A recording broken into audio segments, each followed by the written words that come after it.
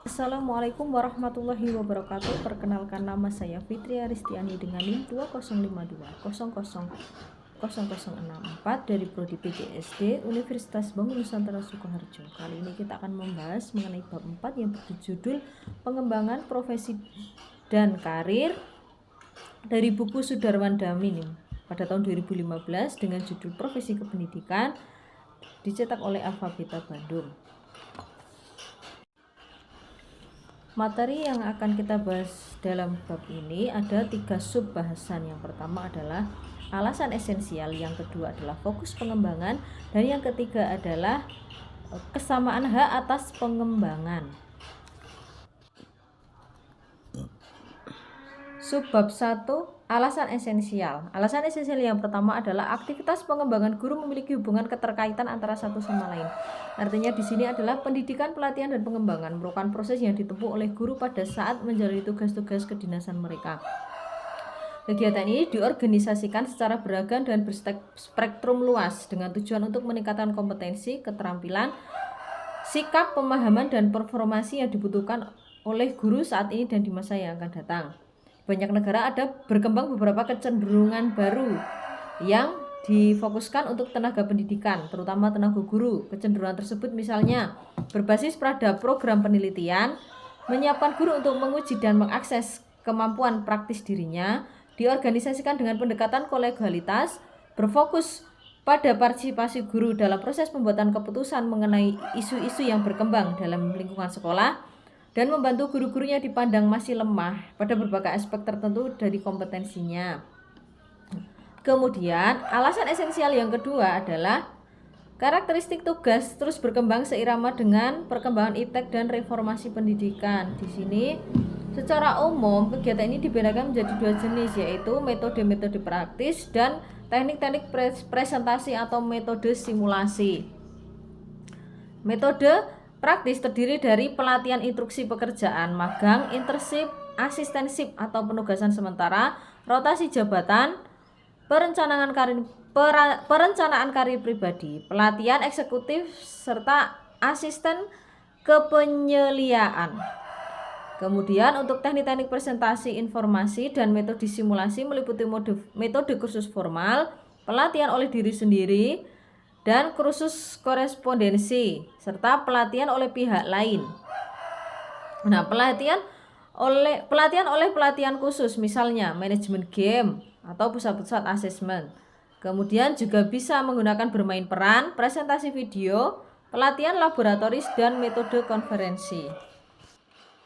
Selanjutnya, untuk subbahasan yang kedua adalah mengenai fokus pengembangan. Di sini fokus pengembangan dibagi menjadi 3. Yang pertama, kompetensi pedagogik, yang kedua kompetensi kepribadian, dan yang ketiga adalah kompetensi sosial. Kompetensi pedagogik terdiri dari 5 subkompetensi, diantaranya memahami peserta didik secara mendalam, merancang pembelajaran termasuk memahami landasan pendidikan untuk kepentingan pembelajaran, melaksanakan pembelajaran, merancang dan melaksanakan evaluasi pembelajaran, kemudian mengembangkan peserta didik untuk mengaktualisasikan berbagai potensinya. Di sini mengenai subkompetensi yang pertama, yaitu memahami peserta didik secara mendalam, artinya seorang guru harus memiliki indikator memahami peserta didik dengan memanfaatkan prinsip-prinsip pengembangan kognitif, memahami peserta didik dengan memanfaatkan prinsip-prinsip kepribadian, serta mengidentifikasi bekal ajar awal peserta didik. Untuk yang kedua, merancang pembelajaran termasuk memahami landasan pendidikan untuk kepentingan pembelajaran. Seorang guru harus memahami landasan kependidikan, menerapkan teori belajar dan pembelajaran, menentukan strategi pembelajaran berdasarkan karakteristik peserta didik, kompetensi yang ingin dicapai, dan materi ajar. Selanjutnya, menyusun rancangan pembelajaran berdasarkan strategi yang dipilih. Untuk subkompetensi yang ketiga adalah melaksanakan pembelajaran. Di sini seorang guru harus menata latar pembelajaran atau menyeting latar pembelajaran, kemudian melaksanakan pembelajaran yang kondusif. Subkompetensi selanjutnya adalah merancang dan melaksanakan evaluasi pembelajaran. Di sini, guru harus merancang dan melaksanakan evaluasi proses dan hasil belajar secara berkesinambungan dengan berbagai metode. Kemudian guru bisa menganalisis hasil evaluasi proses dan hasil belajar untuk menentukan tingkat ketuntasan belajar. Selanjutnya, memanfaatkan hasil penilaian pembelajaran untuk perbaikan kualitas program pembelajaran secara umum. Untuk subkompetensi yang terakhir adalah mengembangkan peserta didik untuk mengaktualisasikan berbagai potensinya. Di sini adalah guru memfasilitasi peserta didik untuk pengembangan berbagai potensi akademik, serta memfasilitasi peserta didik untuk mengembangkan berbagai potensi non-akademik. Kompetensi berikutnya yang wajib dimiliki oleh guru adalah kompetensi kepribadian. Di sini seorang guru harus memiliki kepribadian yang mantap dan stabil, memiliki kepribadian yang arif, memiliki kepribadian yang berwibawa, serta berakhlak mulia dan dapat menjadi teladan.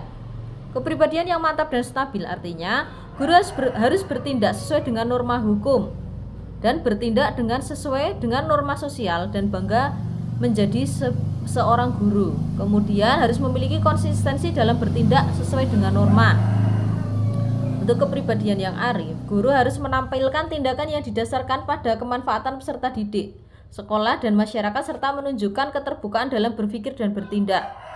Selanjutnya, guru harus memiliki kepribadian yang berwibawa, artinya memiliki perilaku yang berpengaruh positif terhadap peserta didik dan memiliki perilaku yang disegani.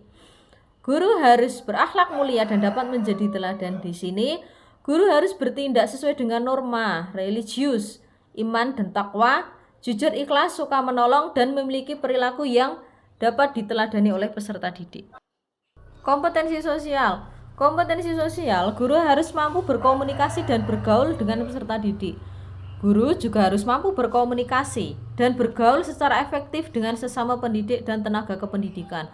Kemudian guru harus mampu berkomunikasi dan bergaul secara efektif dengan orang tua atau wali peserta didik dan masyarakat di sekitar. Kemudian guru harus menguasai struktur dan metode keilmuan. Di sini guru harus menguasai langkah-langkah penelitian dan kajian kritis untuk memperdalam pengetahuan atau materi di bidang studi. Subbahasan yang ketiga adalah mengenai kesamaan hak atas pengembangan. Di sini semua guru dan tenaga kependidikan memiliki hak yang sama untuk mengikuti kegiatan pembinaan dan profesi. Khusus untuk guru, program ini mengikuti fokus pada 4 kompetensi di atas. Namun demikian, kebutuhan guru akan program pembinaan dan pengembangan profesi beragam sifatnya. Kemudian kegiatan pembinaan dan pengembangan ini dikelompokkan menjadi 4 kategori. Di antaranya, yang pertama adalah guru yang memerlukan promosi kenaikan jabatan fungsional. Yang kedua adalah guru yang belum mencapai standar kinerja berdasarkan penilaian kerja. Yang ketiga adalah guru yang bermasalah. Dan yang keempat adalah guru yang memerlukan pembinaan dan pengembangan profesi secara berkelanjutan. Sekian presentasi dari saya. Semoga bermanfaat. Wassalamualaikum warahmatullahi wabarakatuh.